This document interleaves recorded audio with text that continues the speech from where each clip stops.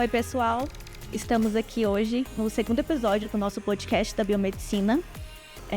Nós temos, então, os professores do Centro Universitário do Vale do Araguaia, Univar, os professores Gabriel, Jefferson e Fernando, que vão conversar hoje com a gente sobre o dia a dia do profissional biomédico. Então, o que um biomédico faz na prática? Cara, quando eu trabalho no laboratório de análises clínicas há alguns anos e aí, assim, tem aquele negócio de que o biomédico não faz coleta, né, Fernando? Né, Gabriel? Quando você está na faculdade, alguém, não sei quem criou isso, não sei de onde saiu que o biomédico não faz coleta, que o biomédico é aquela pessoa que fica trancada dentro de um quarto escuro com microscópio com a luz acesa. Na onde eu trabalho não acontece assim, né? A gente acaba que você, por ser profissional, né, biomédico, biomédica dessa área, quando tem alguma coleta ali, às vezes o pessoal chama a gente para realizar.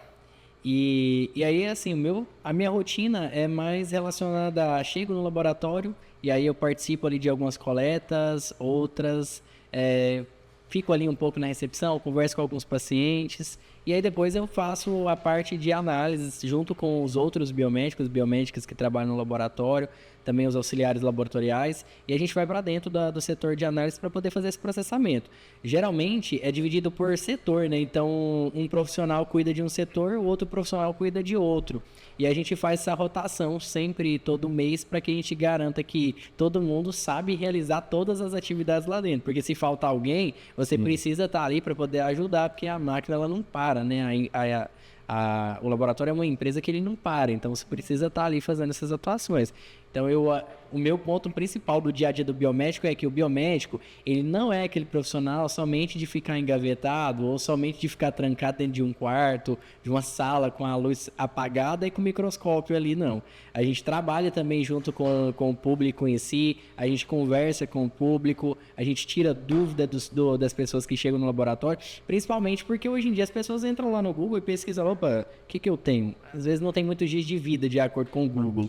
E aí ele chega ali no laboratório para fazer seus exames e você às vezes tem que dar uma orientação para ele do porquê que faz aquele procedimento, se tem o jejum, se não tem. Às vezes a gente precisa fazer essa informativa. Então a gente, no laboratório que eu trabalho, eu tenho muito contato com os pacientes, que às vezes é uma coisa que para o lado externo, as pessoas não têm muito esse conhecimento de que o profissional biomédico ele pode sim participar dessas ações. Eu assim, toda a vida, desde quando eu me formei, já fazem 14 anos que eu estou na área de análises clínicas, né? Então, nesse período de 14 anos, eu passei em 3 áreas diferentes dentro do laboratório, né? Então, a primeira área foi a área que mais todo mundo tem medo, que é a parte da coleta, né? Então, eu até falo para meus alunos que, no início, para mim, era tenebroso coleta. Criança, idoso. E, assim, a gente vai criando uma certa experiência, né? Isso vai sendo desafiador. E é importante para nós porque a gente depende desse material biológico, na maioria das vezes, para poder estar analisando, né? Então, eu fiquei um período ali nessa parte da coleta.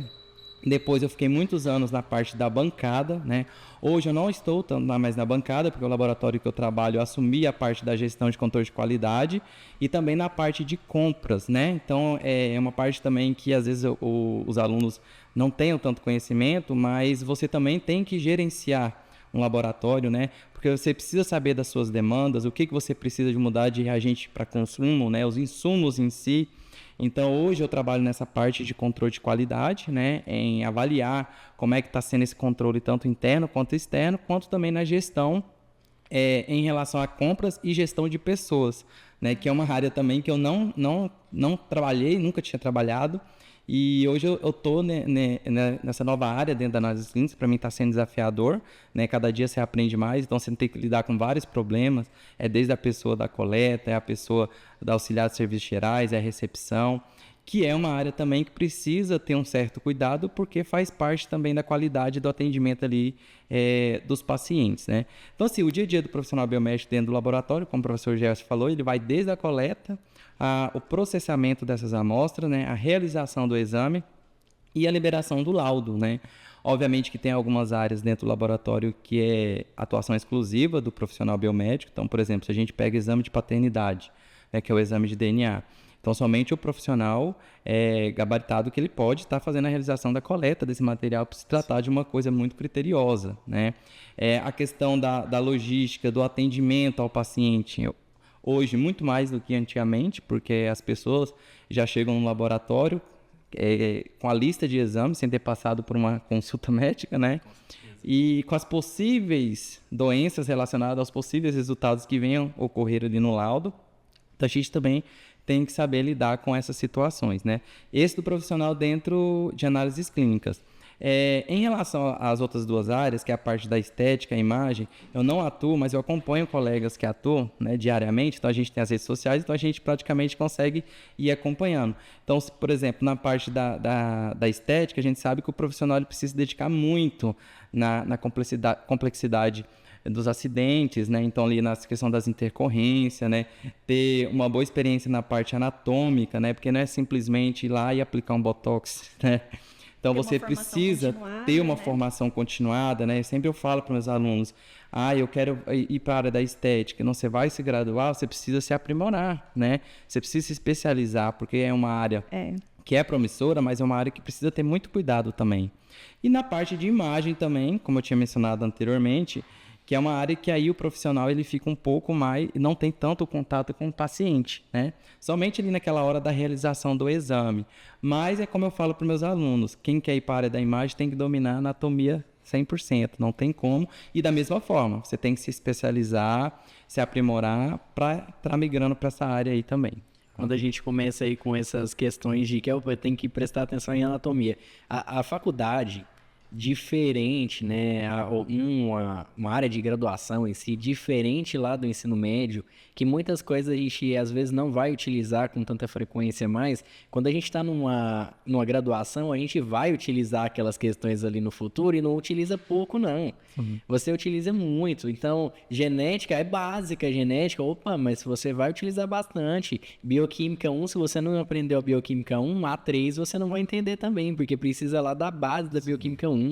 Aí se você não aprende anatomia e vai trabalhar com estética, aí complica um pouquinho, né? Aí Deus tem que abençoar muito. Aí eu tive uma experiência um pouco diferente. Quando eu me formei, logo eu passei em um concurso público, então eu fui atuar no setor público, né?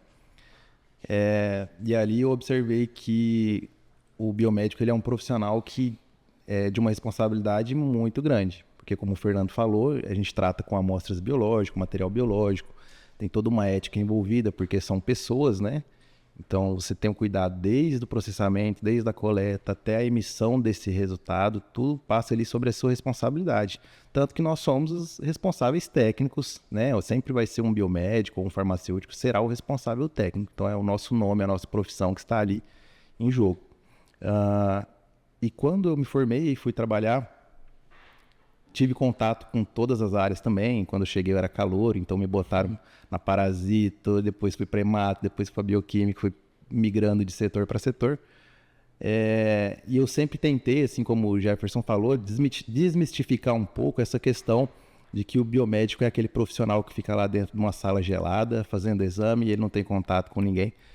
Eu sempre saía, conversava com as pessoas, tinha contato com os pacientes para saber e eles acham o máximo, eles gostam de ter esse contato, eles querem tirar as dúvidas, eles querem saber que tem uma pessoa realmente, uma questão mais humanizada, né, envolvida, porque é uma coisa muito invasiva. A pessoa ela procura um exame, ela procura um laboratório, porque ela está em uma situação delicada. Ninguém vai fazer um exame quando está saudável, né? Geralmente é uma situação de doença.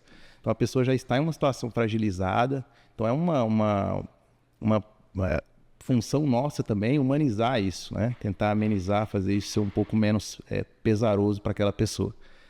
E trabalhei durante muitos anos em laboratório de análises clínicas, minha habilitação também em análises clínicas. Tive contato com todos os setores, passei por setor de compras, assim como o Fernando, fui fiscal de contrato. No setor público a gente tem essas atuações também. Me afastei um pouco da análises clínicas para me dedicar ao doutorado e agora estou me dedicando exclusivamente à docência, mas sempre com que posso eu dou uma visitada em algum colega que tem um laboratório, passo, porque é uma profissão que se atualiza muito.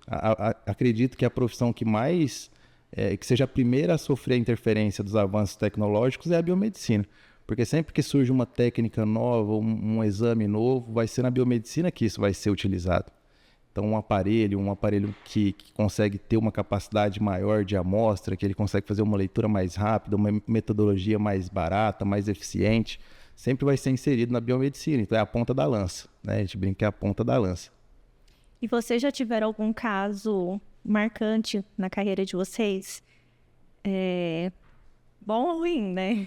Seja bom ou ruim. Eu tive uma situação que foi ruim, mas que precisou acontecer e que facilitou salvar a vida de um paciente, né? Então, a gente sabe que o hemograma completo ele é um exame básico, né?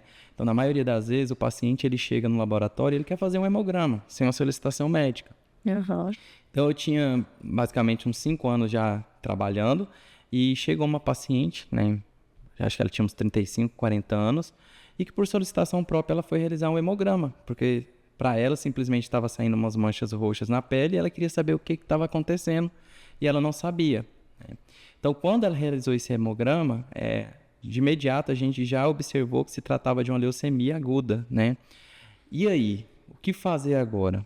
Solicitação própria, não tinha um médico, então nessa hora a gente tem que ter o papel de orientar, sem transparecer a urgência, né? Porque o paciente está diante de uma situação grave. A gente sabe que uma leucemia aguda, se ela não for tratada rapidamente, o paciente pode vir a óbito rápido. Então, naquela época, eu chamei ela ao laboratório, né? A gente tinha uma sala reservada, conversei com ela, expliquei a situação e encaminhei ela urgentemente para ela procurar um oncohematologista, né? E ela o mais rápido possível, né? Ela tinha condições de ir para Goiânia, ela foi para Goiânia.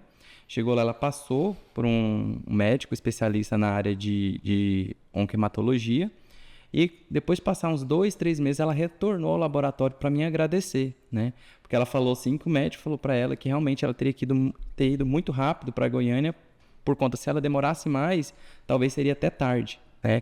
E ela, graças a Deus, conseguiu seguir com tratamento, né? Sobreviveu, fez todo o acompanhamento com o médico. Então, sim, são situações que na nossa carreira do profissional biomédico que acabam caindo no nosso colo e que a gente tem que ter discernimento, né? E ter esse papel de orientar o paciente sem transparecer desespero, né? Por mais que a gente saiba que é uma urgência, né? Estou dando exemplo aí do que aconteceu comigo, mas a gente também tem outros exemplos. Às vezes a gente tem paciente que vai fazer, por exemplo, pesquisa para infecções sexualmente transmissíveis e, de repente, ele apresenta um caso positivo de HIV. Então, você sabe que isso é impactante você informar para o paciente. Então, você tem que saber como falar com o paciente, como orientar para ele, né? E, obviamente, ele ir atrás do atendimento médico e depois do acompanhamento. Mas são situações que aparecem com frequência para a gente, principalmente no laboratório, né? Porque não tem como que você vai entregar um laudo para um paciente de uma situação que é de urgência sem você orientar ele, né? Então, essa situação é uma situação que passou por mim, que ficou marcante nesses anos de atuação de laboratório. Eu tive também algumas situações marcantes, né? Nesse quesito. Eu tive recentemente uma paciente chegou ao laboratório para fazer alguns exames que o médico passou para ela. Já tinha aparecido algumas manchas roxas no corpo dela, ela foi fazer o exame. Quando eu fiz o hemograma, uma alteração muito, mas muito grave nas plaquetas, né? Uma trombocitopenia muito severa. Aí eu, de imediato, liguei para o paciente, porque quando a gente trabalha no laboratório, você que é o responsável técnico do local, você que é o biomédico que trabalha ali com a responsabilidade de fazer a assinatura, você tem que levar em consideração que se você não toma uma decisão correta naquele momento e assertiva, e esse paciente ele vem a óbito por causa de uma irresponsabilidade sua, de não ter avisado esse paciente que o caso dele era crítico, ou avisado o médico dele que o caso era crítico, a responsabilidade daquela vida é sua. A gente tem que ter isso muito claro na área da saúde, que quando a gente negligencia qualquer tipo de informação, seja porque a gente não sabia, por falta de conhecimento, ou por incompetência mesmo, você vai ser cobrado depois por isso. E aí, quando eu peguei esse caso, eu já liguei para o paciente de imediato. Eu falei assim, eu preciso que você volte aqui ao laboratório para fazer uma nova coleta, porque eu precisava descartar que aquela trombocitopenia não foi causada por nenhum tipo de interferente. A paciente retornou, a gente fez ali o protocolo padrão, né, que a gente segue no laboratório. continuou dando muito baixo. Eu liguei para o paciente, falei, você poderia vir ao laboratório porque eu precisava falar com você pessoalmente. E aí o Fernando falou uma coisa que é importante, porque quando a gente vai conversar com o paciente, você tem que ter aquele tato, tipo, não dá para chegar falando o que é o resultado. Então eu precisei explicar para ela o que estava acontecendo, por que eu tinha solicitado que ela voltasse ao laboratório e solicitar que ela fosse ao hospital imediatamente. Ela não poderia deixar de ir ao hospital naquele momento, ela precisava ir naquele momento. E aí, assim, ela fez, recentemente ela retornou, fez o seu acompanhamento, descobriu qual era a alteração que estava ali, causando aquela trombocitopenia, e isso traz um lado pra gente que, às vezes, o profissional que vai escolher, né, aquela pessoa que está querendo escolher a biomedicina não sabe, mas a gente tem um papel fundamental para garantir a qualidade de vida dessas pessoas que fazem exames. Teve uma vez que aconteceu um caso no laboratório que me chamou muita atenção, que foi paciente trabalhador, né? Acho que ele trabalhava aí na construção civil, e aí ele passou no laboratório ali por volta do horário do almoço para fazer um exame, e aí ele não sabia que exame fazia não, mas ele estava com a dor nas costas e precisava fazer alguns exames. E a gente sabe que homem ir no laboratório para fazer exame é porque ele tá muito ruim, né? Não tá muito normal. E aí ele foi, né, sugerir para ele fazer ali as provas de função renal.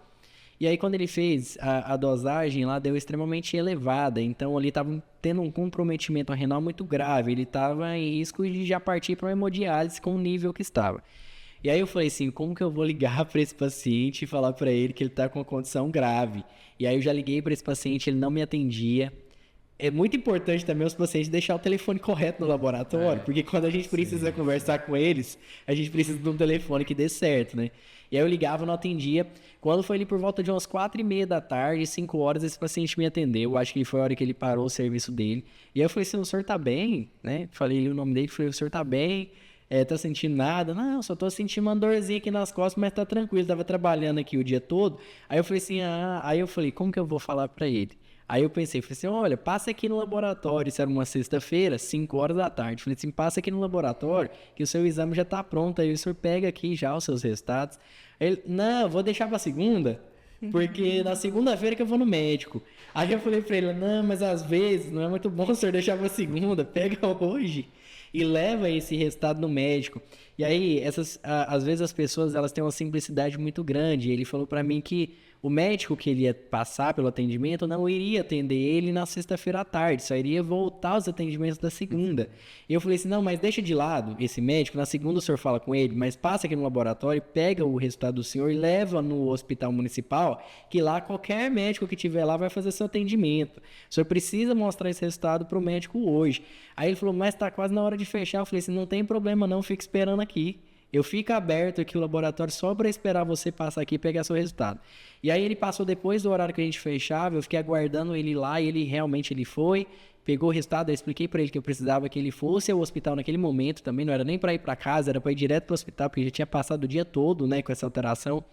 Aí depois de alguns meses ele retornou ao laboratório para agradecer a gente, estava ali com a bolsa, né, de coleta ainda, mas falou que o médico falou para ele, olha, se não fosse o pessoal que tivesse te orientado a procurar o hospital hoje, você procura na segunda, muito provavelmente você ia perder os seus 2 rins, ia evoluir para um caso mais grave, ou então ia ter que realizar hemodiálise por um longo período da sua vida. E aí que leva aquele ponto de consideração. Quando a gente está lá nas análises, você é o responsável por aquela amostra. Só que aquela amostra não é só o sangue. Aquela amostra é a vida de uma pessoa. E a gente tem que ter esse cuidado. Tem que ter esse cuidado de falar com o paciente. O caso é crítico, você tem que ligar. Você liga para o médico. Já peguei, Fernando, casos de pacientes, né, crianças ali de 2, 3 anos que faz hemocultura. E hemocultura é aquele negócio. Cultura, às vezes, demora um tempinho mais para ficar pronto. Mas saiu o resultado parcial e deu uma alteração, não interessa a hora, o dia. Você pega o telefone e liga para o médico que é responsável por aquela criança para que ele dê acompanhamento. Porque é essa atenção rápida que garante que aquela pessoa vai ter sucesso ali no tratamento dela. E aí a gente, às vezes, pega muito local que não está nem aí para isso, deixa lá de qualquer forma. Não seja esse tipo de profissional. Independente se é na carreira biomédica ou outra carreira, não seja o profissional que faz as coisas pela metade. Exatamente. E eu sempre falo para os nossos alunos em sala de aula que eles têm que deter o conhecimento técnico, têm que conhecer a linguagem técnica, mas que eles também têm que saber passar isso de uma forma Simples, porque no geral nós atendemos pessoas que não conhecem a linguagem técnica, né? Inclusive, um dos casos que a gente passa por situações engraçadas, situações cômicas, situações trágicas dentro do laboratório, muitas marcam a gente. Inclusive, a situação que mais me marcou até hoje na minha atuação como biomédico foi nesse período que eu trabalhava no setor público. Nesse momento, eu estava atuando no laboratório municipal de uma cidade do interior e também na UCT, na Unidade de Coleta e Transfusão, como plantonista. Pegava plantão, trabalhava até às 5h30 da tarde no laboratório municipal e depois, 7 horas, assumia o plantão das 7 às 7. Ficava de sobreaviso na unidade, quando acontecia alguma coisa, eles ligavam e a gente ia fazer todo o procedimento. E em um desses casos, enfim, nesse dia, especificamente, no laboratório, a gente atendia em alguns dias da semana o pessoal dos projetos de assentamento, que são pessoas simples, pessoas rurais, trabalhadores rurais. E eu já ganhei queijo de presente, eles ficam muito satisfeitos por você dar atenção, por você ser uma pessoa cuidadosa. E nesse dia especificamente eu ganhei uma galinha. Eu ganhei uma galinha viva, uma galinha viva. Ele tinha que preparar ainda. Eu ganhei uma galinha viva de um senhor, na verdade um rapaz, um jovem senhor. Ele foi ao laboratório, a gente atendeu ele ficou muito satisfeito, deu uma galinha e foi embora. E eu fui para casa, tomei banho, descansei um pouco e fui assumir meu plantão na unidade, na UCT. Fiquei de sobreaviso, então eu já ficava ali deitado, meio de roupa, com o jaleco pendurado ali na porta. Se o telefone tocasse, eu já ia atendendo o telefone, vestindo o jaleco e indo a caminho do hospital. Porque quando acontece a ligação do hospital para o plantonista, porque é um caso grave, né? Que demanda a rapidez. Então eu fui correndo, cheguei lá, era um caso muito grave, bolsa, o cara falou, olha, nem passa no hospital, já vai direto para a unidade, pega a bolsa O negativa e traz, porque é um caso muito grave, o paciente está entrando em choque. Passei, peguei, se eu não me engano, 2 bolsas O negativa, levei, eles fizeram o procedimento. Quando eu cheguei para pegar a assinatura do médico, era o senhor que eu atendi à tarde no laboratório, ele teve um acidente com uma colheitadeira e teve as 2 pernas amputadas. Nossa. Então assim, graças a Deus ele sobreviveu, se recuperou muito bem depois, mas foi uma situação que me marcou muito, porque foi uma pessoa que eu conheci, que me presenteou com uma galinha e depois, infelizmente, eu tive que atendê-lo depois nessa ocorrência. Ele ficou muito bem, se recuperou depois, graças a Deus não ficou com nenhum problema de adaptação. Ele é muito feliz, muito agradecido a Deus por ter se recuperado, então isso não atrapalhou a vida dele, mas foi um dos casos que mais marcou nessa trajetória. E para quem quer cursar medicina, quais disciplinas que essa pessoa tem que gostar, né, para se identificar com essa profissão? Eu acho que quando a gente vai escolher uma graduação, varia muito, porque nem sempre a gente vai gostar de 100% das disciplinas, né? Independente do curso que a gente opta por fazer, a gente não gosta de 100% das disciplinas, mas tem algumas que são base e elas são muito importantes, principalmente ali as disciplinas do início, como anatomia é muito importante, fisiologia também é muito importante, genética eu acho que é uma disciplina que ela é tão importante, porque como o Gabriel estava até relatando essas questões aí de estar mudando, né, de questões tecnológicas, quando você vai olhar, o laboratório ele migra muitos exames agora para o lado da genética, então você precisa ter essa base lá atrás, mas é aquela base mesmo para depois você construir outras coisas. Eu acho que a gente não tem que gostar de todas, mas tem umas que a gente é obrigado, mesmo não gostando, a gente vai ter que gostar. Bioquímica, eu acho que uma parte, né, das pessoas que realizam não gosta de bioquímica, mas ela é uma das disciplinas que são mais importantes no curso, porque é a partir dela que você vai conseguir entender as outras. Hematologia é muito importante. Para mim não tem como ficar linkando uma ou outra, porque eu acho todas importantes, mas eu acho que você tem que saber fazer todas, conhecer todas e se dedicar a algumas específicas, né? Mas lá no começo é muito importante já vir com essa base pronta, porque senão você vai chegar ali na parte de hematologia, aí você não sabe nem de onde que vem essas células, na onde que elas vêm, elas simplesmente aparecem do nada. Né? Então precisa entender bioquímica. O cara que vai trabalhar no laboratório de análises clínicas e não conhece bioquímica, ele não precisa trabalhar, né? Porque como é que ele vai fazer as análises?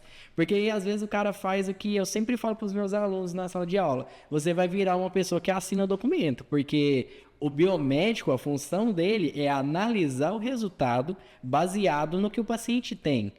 E nas outras, né, questões pré-analíticas, analíticas e pós-analíticas, mas você não é a pessoa para poder ficar assinando papel. Assinar papel qualquer pessoa assina. Hoje em dia as assinaturas são digitais, você nem assina mais. Você clica um botão e ele assina lá os lotes para você. Agora, o que faz a diferença do profissional é realmente compreender um todo. É saber olhar um resultado de glicemia de um paciente, mas entender que por trás desse exame de glicemia aqui, existem inúmeras coisas que aconteceram para que ele tivesse aquele resultado. É entender que, por exemplo, igual o Fernando falou do caso, né, de uma leucemia, entender que você passou no aparelho lá, deu aquela flag, você precisa entender o que está acontecendo ali. E analisar uma lâmina de hemograma, se a pessoa não tem conhecimento do que ela tá vendo ali na lâmina, para ela é tudo igual. Eu lembro a primeira vez que eu peguei uma lâmina na disciplina de patologia, a professora me perguntou, você tá vendo aí essas coisas? Eu falei assim, tô, mas na verdade eu não tava vendo nada, era tudo igual para mim. Só que a gente precisa ter esse discernimento, essa diferenciação. Sim, eu gosto muito, eu particularmente, não sei se é porque me marcou muito na minha primeira aula da graduação, como eu contei no episódio anterior, mas eu gosto muito da biologia celular. Eu acho que ela, assim, ela é base para muitas outras disciplinas que virão na frente. E se o aluno consegue compreender o funcionamento de uma célula, as células em geral elas têm praticamente todos os componentes, algumas, dependendo do local que elas estão, tem um pouco mais de um componente ou de outra organela, né? Mas, no geral, elas têm a mesma composição. Então, se a pessoa consegue entender a estrutura celular, a composição celular e os processos metabólicos que acontecem ali, ela já tem um grande caminho para se dar bem na fisiologia, por exemplo, na própria bioquímica. Porque esses processos bioquímicos e metabólicos, eles acontecem a nível celular no corpo humano. Assim, se a gente for pensar pelo lado, eu sempre falo para os alunos, como o professor Jefferson mencionou, não queiram ser um profissional técnico, né? Porque o profissional que está ali lidando com exames, ele precisa saber a base metodológica de tudo, né? Então, na graduação, eu sempre falo para eles, aqui a gente trabalha com metodologias básicas, os princípios básicos que vocês precisam saber. Porque a maioria dos laboratórios hoje a gente sabe que são todos sofisticados, equipamentos automatizados. Mas se uma glicose, um colesterol está tendo alguma alteração e ela está sendo tendenciosa de todos os pacientes para mais ou para menos, algo está errado.